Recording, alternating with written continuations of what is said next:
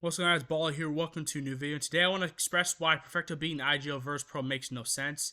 And the difference between someone becoming a new IGL, or I would consider a plastic IGL, versus a dedicated and real IGL, and the difference between the two. And I'll be looking at the first two gun rounds on versus Pro's map pick, and obviously Falcon's map pick. And yes, these are obviously different maps. Falcons have the round advantage, meaning they have more utility. They obviously have momentum. The opponent has worse utility, in some cases worse guns. Maybe they won't have a case of the CT side, they will won't have as many kits. In the case of the T side, maybe they don't have like full smokes and like full flashes and maybe not all of the Molotovs and stuff. So obviously keep that in mind to some degree. But this is more about the idea difference, and like versus ideas aren't great. They're not tapped in. They're not trying like weird ideas, or like they aren't even taking risk in like what they're doing right now. And so I want to just explain this just in the first like round, right? So far, so in this round, obviously throw standard mid smoke, top mid smoke to cross. You have a Molotov. I've been throwing Molly on connector. Monty spamming top mid. See if it's like fake top mid pressure. Throw some utility top mid to make sure they can't get to the box. Very standard utility play. Nothing wrong with what they're doing so far. What they're doing so far is absolutely fine. It's normal play. But you'll see soon that they don't have lurkers that are like taking risks and trying to like distract players and like make it hard for the CTs to know what's happening. Like if the teams are taking big risks, then the CTs have to like either think, hey, are they baiting me? Are they taking the fight? If you're ever played Counter-Strike, a hard CT side to play is that the T's trick you into what fights you want to take. And what they're doing is they're just grouping 5 mid. Again, like there's nothing wrong with grouping a couple people mid. I don't mind grouping 3 mid if it's like a 3v3. But the problem is like you're just 5 mid. Like there's one absolute lurk and he's so passive. And so they just throw a flashbang and just wreck 4 people. Like, yes, you say, oh, in theory, then if you stack 4 people mid, don't you just win the fight? No, but if you throw good utility, good trading, good positioning, good swings, obviously it's CS2, you can just kill 4 people. And Fabius has nothing to do. He's just, this is a non-starter round. You've learned nothing. All you learned is you got destroyed by 1 flash. Like this isn't the call. Like you're just taking mid. Like this isn't IGLing. And you're thinking, hey, maybe it's just the first gun round, man. Give him a pass. Maybe he has some better ideas. Second gun round. He has an op now. He has full nades. There's no excuse now. Thinking, great. Perfecto. Smart player. Everyone's told me, even Navi told me he's a genius. He's so good. He's so understanding of the game. Can standard cross smoke. Standard top window smoke. Monster cross it. Can standard mid control utility. Standard counter utility on CTs. Nothing too crazy so far.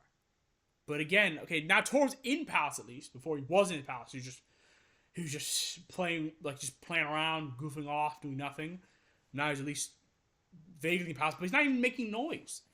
And eventually, after a little bit of time, he just goes back to the group again. And just eventually, you'll see, Kickstand realizes, wait, I heard no noise on A. And you see there's like another window smoke. Kickstand then realizes, wait, I have to find some info.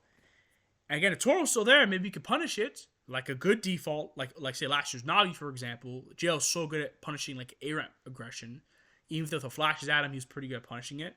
But again, Kicks now knows, hey, there's no one on A. And by the time they finally do this B split, and keep in mind, no one's died, by the way. There's less than 50 seconds left. No one's died, by the way. That's not a great sign. You haven't got any kills or even pressure on a kill. And you just say, oh, Monty did get a triple kill. Sure. But even if Monty only got 2 kills or even 1 kill situation, they didn't have... Did they even have the Molotovs? I don't think they had... Did they have the Molotovs? They didn't have the utility even to clear out Tessa's bench. Like, threw the Molly early. Like, didn't have the utility to clear out Tessa. I don't think they even saw contact with him. They don't know he's even here. And by the time they finally get...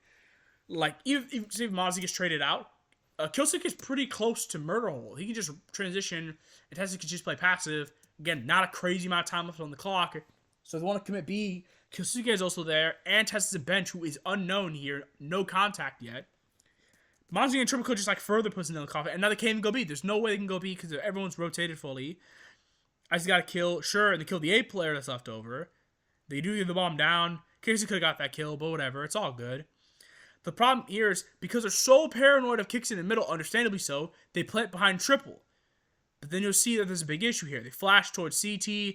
I think he's flashed. He just loses the fight. And the problem is the bomb is playing for triple, and he's in stairs. Like that. Like, you know what I mean? This is a nightmare. Like, it's such a bad. Like, what? What are we doing? Like, what are we doing? Like, and then let's look at Falcon's first 2 gun rounds on their map pick, for example, right? And you'll notice immediately, obviously, Ancient and Mirage are not the same map. Keep that in mind. But still, look at the idea difference. What they're doing on T side. Way more spread out. They're taking way more map control like separately, like maybe in packs of 2. They're throwing utility on A to force people to rotate, take care of A. I see like Flit's forced to just go to around Temple, for example. He has to commit. Now they have free mid control because they threaten A. Kills gets mid for free. Like that's what good utility on T side. Good taking map control means, hey, you force them to deal with one area of the map, someone else takes another different area of the map. Let's say someone else gets killed on T side, another person to the other side of the map makes a play to make up for it. You probably saw with Verse Pro, they just grouped up and just pray they won aim duels. It's like they think it's like 2015 or something. They can just poke their way to a round win. It's like what? And yes, admittedly, this round wasn't like a super coordinated round late. It does get a bit messy. Late round, I will admit, like the execution at the end isn't great, but the ideas already are way better. Like they're doing more with again, first gun round. They even have this round they have Mac 10s, by the way. This round they don't even have like full AKs in this round, so it's not like they have all the AKs. I think that was a CT flash. That was pretty good, I will admit, but even then, again, they haven't dealt with the mid lurk here. Kuzik is free mid, and again, Kuzik did have to play pretty well to get them into a situation where they're favored here. Monster obviously gets a key kill here on Icy. But even then, Kelsey probably didn't need to get both these kills. I think he really just needed one of these kills and then to trade out Flit. And they probably just, even with Nico dying here, Flit was never going to win this round. He had to do so many fights. Because obviously Kelsey getting this kill here makes it easier. But again, the ideas are better. They take so much map control with a similar, at least a comparable amount of utility. They take way more of the map. And yes, Ancient, again, a slightly less specific map. There's more little nooks and crannies in Ancient. Mirage, it's a bit more known where you can play, where you can't. But again, the idea difference is so big. In second gun round, you see in this round, it's a way different pace. This is a B rush, and it's a pretty cool one actually. They throw the basic mid util, and because again, keep in mind, VP lost mid in the first gun round, and they got punished for it. They now have to deal with mid now. That's why they put 2 players in mid and Icy's in red room. Because they're panicked. They're wondering, we need to take map control. We need to take somewhere. And they take advantage of Perfecto obviously playing cave naturally. And they just rush B. Look at the fucking idea difference. There's so many, they're not fleshed out. VP are just, feels like they're stuck in the mud almost. And I have to say, they can't even go for it. This is, you see the difference between, a real in-game leader and, a pretending game leader. You see the difference, obviously. And so, this is what I mean by, you can't just make someone an IGL who's experienced and just, he plays the game, so you can just, and he's played for a long time, so all of a sudden you can just make him the IGL. That's not how that works. You have to have the experience, the mid-rounding. You also, you need to have, the protocols as a team. You can't just, you'll be the IGL because our old IGL, who also failed to be an IGL, by the way, and it was never as best as an IGL, by the way. You just make him, you become an IGL because you're not playing well individually, and we can't fight an IGL. It's what are we doing? What are we doing? I'm going to end this video before I have an aneurysm. If you guys do enjoy this video, please like and subscribe, and I'll see you guys next time.